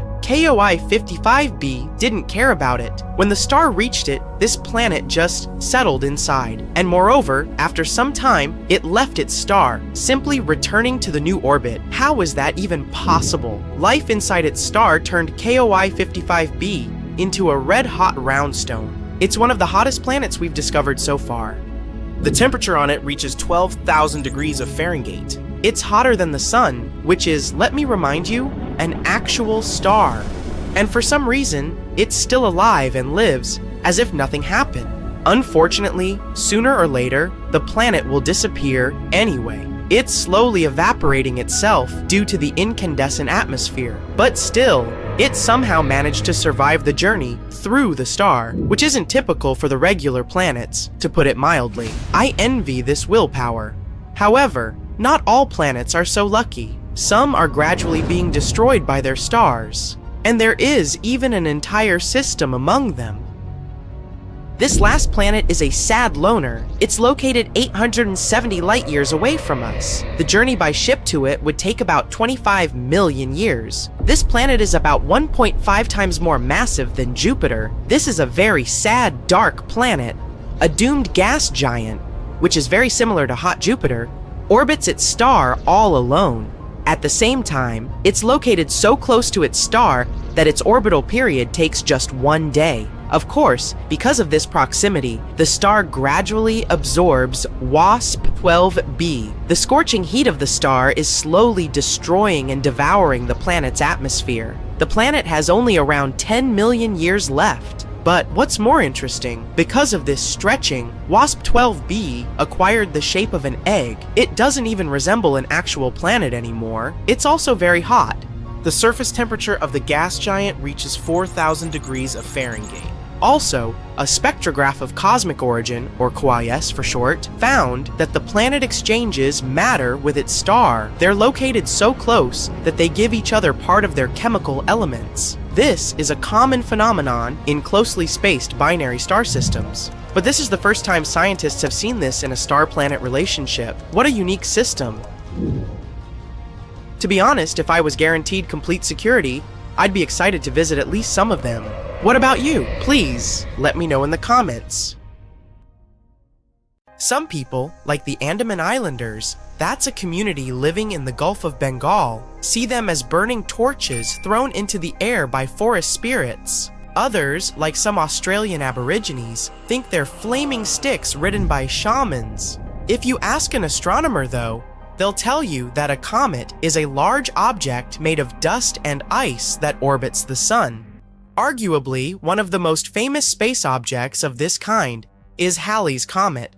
It has left a great impact on our history and understanding of these mysterious falling stars. When this comet passed Earth in August of 1835, for example, it was blamed for the New York City fire that kept going for several nights. At the same time, the Seminole Indians in Florida saw the comet's long tail and believed it marked the day they would lose their independence. This comet came back in 1910, and people yet again saw it as a sign of bad luck. In Chicago, people bent over backward to secure their windows to protect themselves from the comet's dangerous tail. Others bought all sorts of gadgets, like umbrellas or masks protecting from comets.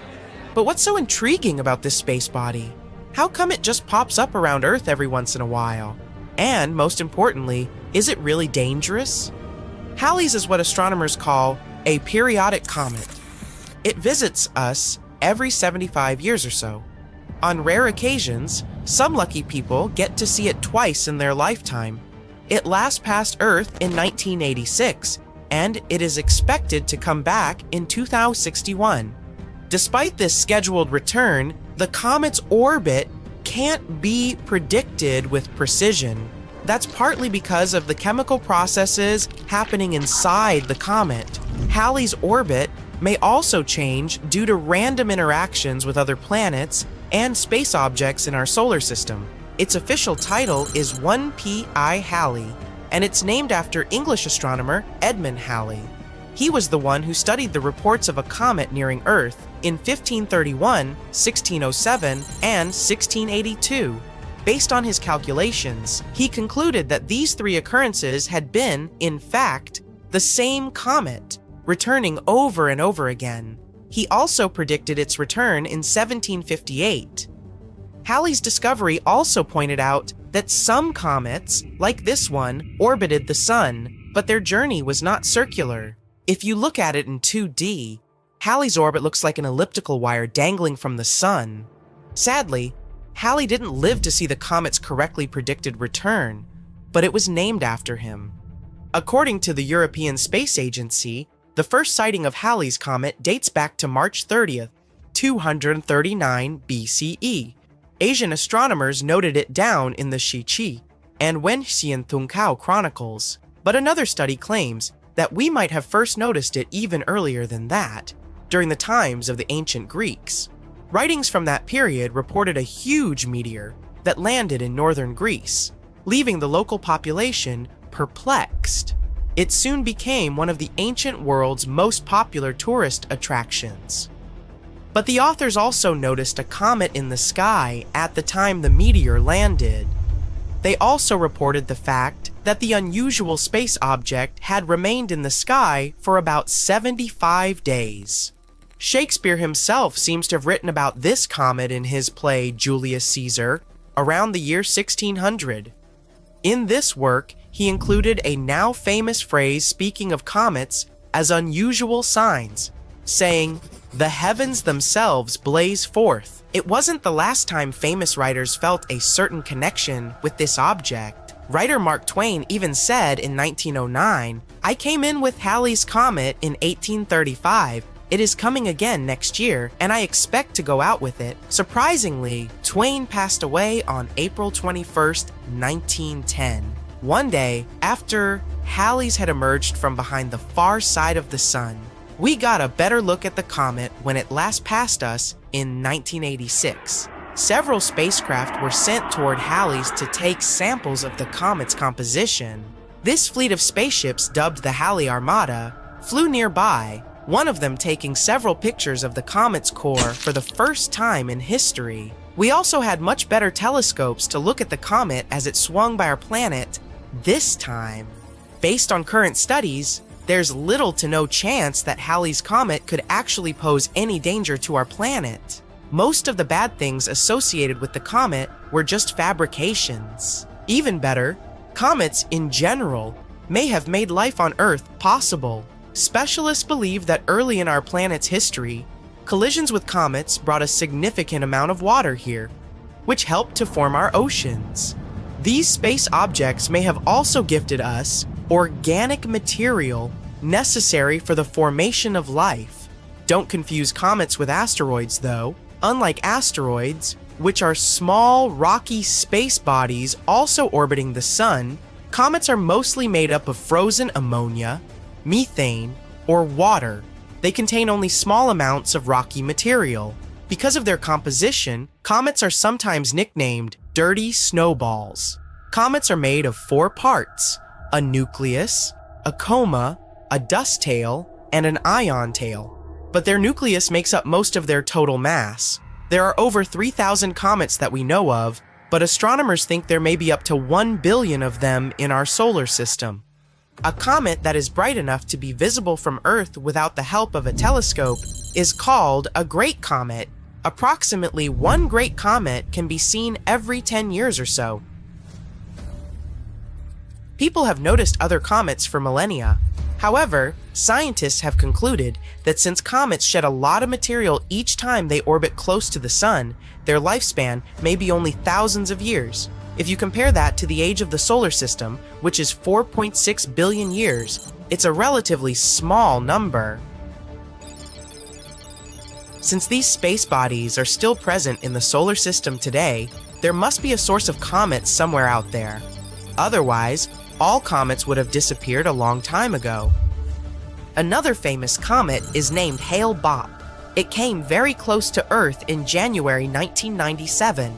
The last time it was seen near our planet before, that was during the Bronze Age, back in 2000 BCE. This comet is much larger and more spectacular than Halley's. Its nucleus stretches for up to 24 miles in diameter and can be seen from the surface of our planet with the unaided eye. Comet Borrelly was the second comet to be studied up close by a spacecraft. NASA's Deep Space One approached it in 2001 and gave scientists a detailed report of the comet's black core. This comet is surprisingly lopsided, but the reason for its unusual shape is still up for debate. Halley's Comet appears to have formed in the Oort cloud at the outer edges of the solar system, but Borrelly is said to come from an icy cloud of rocks beyond Neptune, which is called the Kuiper Belt. Comet Hyakutake gave us quite the show when it passed, just 9.3 million miles from Earth in March 1996. It looked like an ice blue splash with a faint gas tail. This comet amazed astronomers too, as it produced X-rays 100 times more intense than scientists had predicted. A spaceship called Ulysses passed through Hyakutake's tail in May 1996, reporting that it was at least 350 million miles long. That's double the size of any other known comet's tail. The comet Wild 2 was examined by NASA's Stardust spacecraft back in 2004. The probe managed to fly within 147 miles of the nucleus of Wild 2, giving us some of the best comet pictures to date. It was also the first time we got samples of dust particles from a comet. The precious cargo came back to Earth in January 2006. Its aim was to shed light on the conditions under which Wild 2, and the solar system for that matter, formed those billions of years ago. Wild 2 is about 3 miles in diameter and covered with craters and cliffs. Did you know that there's an astronomical object in which space and time actually swap places? How does it work? And what exactly does swapping space and time mean? Well, let's figure it out. Imagine that you're on a spacecraft. The vehicle can only move straight. Your path leads to some inevitable point, and you have no idea what lies ahead. You can only hope that it won't be too bad. Meanwhile, everything around you is complete madness. A chaotic collage of many historical events. What do you see? Ancient humans and dinosaurs. The birth of the universe? Future? Who knows? That's what the universe would look like if we swapped time and space. And, theoretically, this is what you'd see if you fell into a black hole and somehow were able to survive. But how is something like this even possible? First of all, let's discuss time and space. Imagine drawing a light bulb on a sheet of paper. Then grab one more sheet and draw how it lit up. Right now, it's just a small circle of light. Another sheet. The circle of light is growing. It gets bigger and bigger in size until finally it turns into a huge circle. In real life, the bulb lights up in the blink of an eye. That's because the speed of light is the fastest in the universe. But here, on our drawings, we captured the propagation of light frame by frame. We see how over time the light has grown from a small dot to a large circle. But if you connect these circles, doesn't it remind you of some shape? For example, a cone? Yes, exactly. This is called a light cone. And time is the central axis of this cone. Why? Because light turns from a small dot into a large circle over time. To remember it, let's draw a time vector, an arrow inside the cone. It goes from the past to the future. Meanwhile, the circles are space. In space, we can move however we want, in any direction. We can move up or down, in zigzags, and so on. But no matter what zigzags we draw along the timeline, we're always moving forward. We can't turn back time, and we can't stop it. This helps us define time and space. Time is the direction in which the light cone is oriented. This is the direction where all our paths lead and where our future inevitably lies. And space is the whole variety of directions perpendicular to the timeline. This is a straightforward graph. If it could be applied to the entire universe, then time would flow the same everywhere. However, if you've watched at least some popular sci-fi movies, you know that this isn't the case. In reality, time can be crazy. For example, if you're chilling near a black hole, what will be 2 hours for you may turn out to be 20 years for your friend on Earth. But why? Take a deep breath. Now, gravity comes into play. Oh, I know about gravity. It's that thing that helps me to stand on the ground, you may think. But it's much, much more complicated than that. Gravity is one of the basic physical forces in our world, and it's incredibly powerful. In fact, she's such a girl boss that she can distort space and time. She literally can influence the speed of time like an almighty wizard. How? Well, let's take something slightly bigger than a light bulb. For example, a supernova. Somewhere in the universe, a star has just made a boom. How do we know about it? Well, nothing in the universe, no sound, no radio waves, nothing travels faster than light. So we'll know about the birth of a supernova only when we see it. And this will happen only when its light cone grows enough and reaches our planet. So the light cone grows and grows. So far, everything is fine. And finally, it reaches our planet. But there's a catch. You see, our planet is massive, very massive, and it has pretty strong gravity. What happens then? Gravity changes the direction of the light cone. It begins to attract the cone to the center of our planet. And with it, it also attracts our arrow of time. That means it slows the time down. And the closer the light cone is to us, the more the arrow bends, and the slower time goes. What does it mean? For example, the fact that the watch on your ankle will lag behind the watch on your wrist, that your head is aging faster than your legs, and that astronauts in Earth's orbit age a little slower than people on Earth. This is what scientists call general relativity, right? But how does this relate to our topic? How can we understand what will happen if we swap space and time? Don't worry, we're almost there. Now imagine a cosmic body with incredibly strong gravity. It bends time and space so much that it feels like they swap. This is a black hole. A black hole attracts absolutely everything to its center. No stars, planets, no light can escape from there. Let's say our light cone is approaching it. First, as usual, time begins to bend towards the center of the black hole, attracted by its gravity. But the gravity is very strong, so it bends more and more, and time goes slower and slower the closer you're to the center. In the end, the light cone crosses the boundary of the black hole, the so-called event horizon. At this point, it got so distorted that now it's literally pointing downwards. We can say that time has changed its direction. Time is pointing downwards? What kind of nonsense is that, you may ask? It will be easier to explain in a real example. Imagine you're a crazy astronaut who decided to jump into a black hole, and there's an observer in a spaceship who watches you doing this for some reason. At first for you, nothing changes. You look at your watch, you see that 5 minutes have passed, and everything is okay. But for the observer, first of all, you'll fall for a very long time. The observer has been sitting there for 50 years, and you're still falling. All because your time has slowed down. Secondly, since space is also distorted near the black hole, the observer will see how you'll begin to stretch like spaghetti. This is a scientific term, by the way.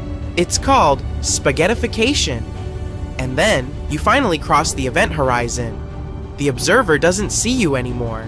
Light cannot escape from a black hole, so your image won't reach the observer, even if you're still inside.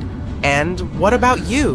What if you somehow survived? Remember, the time arrow is pointing to the center of the black hole. What does it mean? It means that now, the center of the black hole is your future. It isn't a place. It's a fate that you can't change. And wherever you came from, as well as the rest of the universe, no longer exists for you. Because now it's not a place, but an event from the past. And since you can't turn back time, you'll never be able to come back. But what is around you? Complete chaos. The rays of light now move in all directions, forward, backward, and so on. The rays depicting the events of the past, the future, the present, all this is moving around you. In reality, space and time didn't swap places, but it feels like they did, because in space, you can now only move forward as if along a straight line, and time, reflected in the light rays, surrounds you everywhere and moves in all possible directions. And here we go back to the beginning. This horrifying example helps us imagine what it would feel like if time and space got reversed. Of course, all this is just theories and guesses. The very idea that we're moving in some one direction, the one we haven't chosen, and there's complete time chaos around, sounds quite frightening. And yet, it would be a very interesting experience. Sounds dangerous. You go first. The legend of the Black Knight satellite tells us that a spaceship of extraterrestrial origin has been orbiting Earth for many, many years. Sounds crazy, right? But over the years, the supporters of this theory have gathered a lot of evidence to prove it. So, let's look at it and judge for ourselves. 1899, famous scientist Nikola Tesla built a giant tower in his laboratory in Colorado Springs. This tower was supposed to allow him to study atmospheric electricity and wireless energy. Everything went fine until one day, he discovered something unexpected. The tower began to catch a signal that seemed to be artificial. At first, Tesla thought that the signal was coming from somewhere in the atmosphere, but it turned out that it had been coming from an even greater height, from outer space. Tesla decided that this signal was sent by some extraterrestrial life. However, the scientific community ignored his theory. Although they respected Tesla's genius, they still considered him to be a weirdo. But a few years later, Tesla's reports were confirmed. The inventor of the wireless radio, Guglielmo Marconi, intercepted similar signals. Then, in 1927, Norwegian radio engineer Jørgen Hals noticed something unusual. When he sent signals at a certain wavelength, they were sent back to him a few seconds later. At first, he thought it could be an ordinary radio echo. It's not uncommon for short radio waves to bounce between Earth and the stratosphere. This phenomenon is called propagation, but usually this happens very quickly, in about 1/7 of a second after the original transmission. However, the signals that Hals received took about 15 seconds to get back. They also didn't match the radio echo people were used to. The engineer wasn't the only one to witness this phenomenon. Many radio enthusiasts discovered and confirmed these signals, but no one found any explanation. So, what was it? Could Tesla have been right this whole time? Let's unpack this. First of all, the signals did exist, and they've been documented by many people. However, Tesla and Marconi's signals and Hal's echoes are completely different things. In reality, Tesla and Marconi caught signals coming from pulsars. Pulsars are rapidly rotating neutron stars. Those get born when stars greater than our sun finish their life cycle. After that, they become neutron stars and receive such a strong impulse that they begin to rotate at an insane speed. At the same time, the radio waves pulsars emit reach very far as our planet. Pulsars were discovered only in 1968, so it's not surprising that Tesla and Marconi couldn't explain the data they had received. But what about Jørgen Hals? What he discovered is now known as LDEs, or long-delayed echoes. It's a more complicated concept because, to be honest, these echoes still remain a mystery. Scientists suggest that LDEs may be caused by something in Earth's atmosphere, or they might be reflected from the sun's plasma, clouds, or even from the moon. Unfortunately, we don't know the truth yet. The next incident took place in 1960. The New York Times published an article which said an unidentified silent satellite has been discovered circling Earth in a near-polar orbit by United States tracking stations. The identity and origin of the mysterious satellite, which has been dubbed the Dark Satellite, are unknown despite nearly 2 weeks of tracking. Many people believe that this must be the famous Black Knight satellite. However, later, scientists confirmed that it was actually the remnants of a regular satellite that had gone astray. It malfunctioned, and the thrusters sent it in the wrong direction, they claimed. Anyway, this whole story led to renewed interest in the Black Knight satellite. Astronomers all over the world started claiming to have observed it. Almost any strange celestial object could become the famous dark spaceship. But up to this point, all the photos and data about the Black Knight satellite have come from observatories on Earth. To prove or disprove its existence, people needed some witnesses in orbit. Gordon Cooper was a pilot and one of the first astronauts in human history. In 1963, he took part in the longest American space mission at that time, Mercury Atlas 9. During the flight, he discovered some strange green object, possibly of extraterrestrial origin, in front of his module. He then told his crew on Earth about that. NBC News picked up on the news and tried to interview Cooper about it, but strangely, neither NASA's mission transcripts nor Cooper seemed to give much importance to this fact, as if that didn't happen at all. Later, the official NASA's explanation was, there was an electronic malfunction on Cooper's craft. It led to increased levels of carbon dioxide, which in turn caused Cooper to hallucinate. Cooper agreed with this version. Maybe it's just a curious coincidence that when he retired, he became interested in searching for extraterrestrial life. But even if we assume that all this is true, and there is some mysterious spaceship in Earth's orbit, what do they want from us? Why would they be watching us? In 1973, Duncan Alasdair Lunan, a Scottish researcher, decided to investigate this. He gathered all the data on LDEs collected by Norwegian scientists and began to study it. Suddenly, he noticed some deviations that could hide a code. He arranged the data into a graph, where one axis meant the delay in time between the echoes, and the other the position of the echo in the sequence. It turned out to be a collection of dots, which looked like some sort of a space map, namely the map of the constellation Buddhas. Lunan began to analyze the echoes recorded by French astronomers in 1929. Again, he got the same constellation, but one of the stars was in a slightly different place. Lunan then thought, what if it's actually a star map from the past? After rewinding the time, Lunan finally got the whole picture.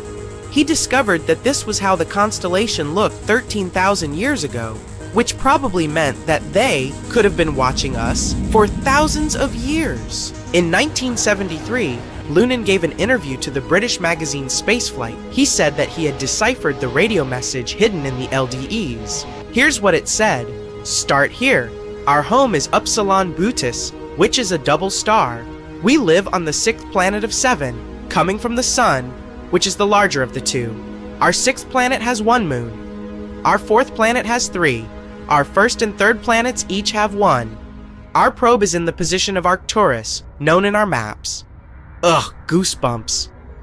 But even though these reports were published in the New York Times, Time, and other well-known magazines, no one really took this topic seriously. Unfortunately, Lunan's theory wasn't really backed up by any evidence. Later, he withdrew it himself, saying that he had made obvious mistakes and that his methods had been unscientific. According to him, he had just been making guesses about what these signals might mean. And finally, the last part of our story, this photo. On December 4th, 1998, the Endeavour spacecraft embarked on the STS-88 mission. This was the first mission to the International Space Station. And then, on December 11th, NASA took and published a series of images where you could clearly see an unusual object in Earth's orbit. These photos were immediately picked up by the public. Everyone thought it was the Black Knight satellite, which had been discussed for years. Had it finally been found after 100 years of speculation? But, as usual, the truth turned out to be much more boring. During the mission, one of the astronauts was installing a thermal cover, but the coating was poorly fixed. It broke off and flew away.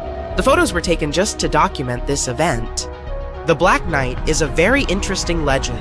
You can dig into it for hours, looking for new information and evidence, and then watch it getting debunked. This story is a pileup of many completely unrelated stories, reports, photos of real satellites, and so on. All this was mixed into one incoherent, illogical urban legend.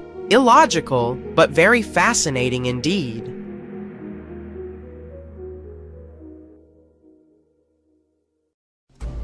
Astronomers have recently found a strange object far away from Earth. It disappears every 2 minutes and sends out waves of radio noise 3 times in 1 hour. It was first seen by a student named Tyrone O'Doherty while he was looking at the sky in his home country, Australia.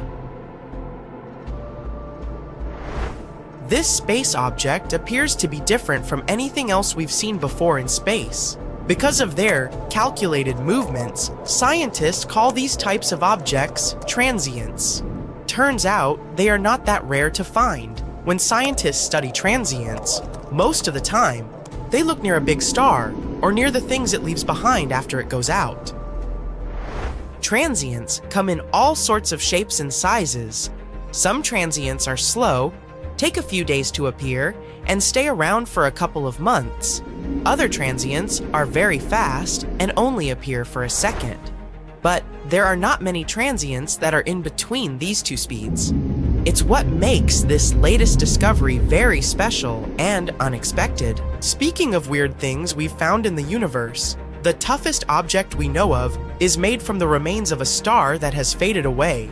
Scientists have found out through experiments that when the center of a faded star is squeezed by a lot of gravity, it turns in a type of spaghetti-like material that is extremely strong. Even if you could technically touch it with your hand and try to break it, you would need to use 10 billion times more force than it takes to break steel. Planets can be weird too. Haumea is a perfect example. This dwarf planet moves around the sun far away from Earth, beyond Neptune. It's different from other planets because it's shaped like a sausage and has 2 small moons. It also spins very fast. One day on this planet is only 4 Earth hours long. In 2017, scientists saw something strange when Haumea passed in front of a star. They noticed very thin rings around it, which probably appeared when other various space objects were hitting each other in its vicinity a long time ago. Ever heard of a moon? It's a fancy name for a moon that orbits another moon. People on the internet let their creative side go wild with this one and gave it all sorts of different names, like submoon, moonito, grand moon, and moonette.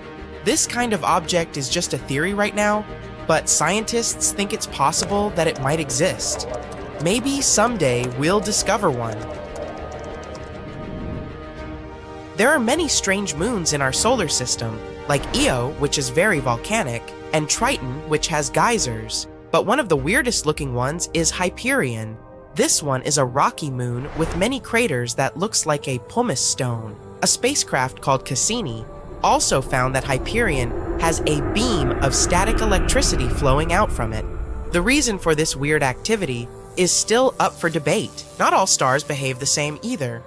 When a scientist named Tabitha Boyajian, pronunciation here, https u2.b f8vy3um-56, and her team looked at this star called KICE 846285, they were confused.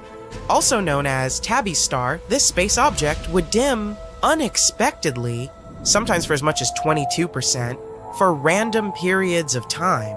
However now, most people believe that the star is surrounded by a strange ring of dust that makes it look darker every now and then. Some galaxies are equally unusual. DGSAT I is a type of galaxy called an ultra-diffuse one. This means that it is very big, similar to our own Milky Way galaxy, but it has very few stars and is hard to spot with regular telescopes. Scientists discovered DGSAT-Y in 2016 and noticed that it was all by itself, which is unusual for ultra-diffuse galaxies. This means that DGSAT-I is very old and formed a long time ago, about 1 billion years after the beginning of the universe. NGC 247 is another weird spiral galaxy that looks almost made up. It is smaller than the Milky Way and has bright areas where new stars appear. However, there's also a dark void on one side of the galaxy's core that looks like a hole. Some theories suggest that this void could have been caused by gravitational interactions with another galaxy, or a blob of dark matter. Another theory suggests that it could be the work of another civilization building something weird in there. The Exotica catalog lists some unusual galaxies that might have big civilizations living in them. Scientists are trying to build new telescopes that will make it easier to find them. The Vera C. Rubin Observatory in Chile, for example, will be able to look at the entire sky repeatedly and see if there are any changes that could help us locate some foreign space cousins. Just in case you ever stumble upon this word, a neutrino is a particle smaller than an atom, with no electric charge and a very small mass. They are produced during nuclear reactions, such as those that occur in the sun. Neutrinos are extremely difficult to detect because they interact with other types of matter very weakly. Scientists use large underground or underwater detectors to spot neutrinos. They study their properties to gain a better understanding of the universe and its origins. On September 22, 2017, a powerful neutrino hit Earth. This kind of thing happens often, but this one was special because scientists were able to figure out where it came from. They discovered that it was sent to Earth 4 billion years ago by a very big black hole in a galaxy that was eating up everything around it. Do you think you have an impressive jewelry collection? Wait until you hear this. Astronomers have discovered a planet that is mostly made of diamond. The planet, called 55 Cancri E, is a superplanet and is located in our Milky Way galaxy. Scientists believe that at least a third of the planet's mass is pure diamond. This is the first time a rocky planet with this kind of composition has been discovered. 55. Cancri E is very different from Earth, as it has a lot of carbon and is very hot, making it unlikely for life as we know it to exist on it. We've learned a lot of things about the universe with the help of our trusted Hubble Space Telescope. One of the most famous images taken by it is called the Pillars of Creation.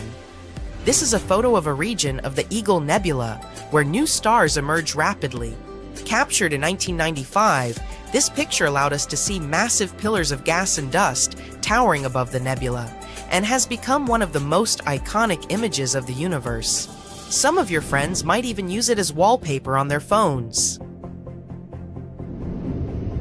The sun we spin around is a lone wolf. In reality, many stars in the galaxy have companions. Castor is one of these. It's a group of 6 stars that make up one of the brightest and most beautiful systems in the night sky. People have been looking at Castor for a long time, but they hadn't known it was actually 6 stars until telescopes and spectroscopes were invented. Even with a small telescope, you can see that Castor has 2 main stars, Castor Ea and Ba, that orbit each other. These stars are bigger than the Sun, and it takes them 467 years to orbit each other. Scientists from Asia found over 500 stars that are way weirder than those we've been familiar with. They move quickly around the center of our galaxy, the Milky Way. Some of these stars move so fast that they will, at one point, leave the Milky Way. The team behind the project used 2 telescopes to study these stars and properly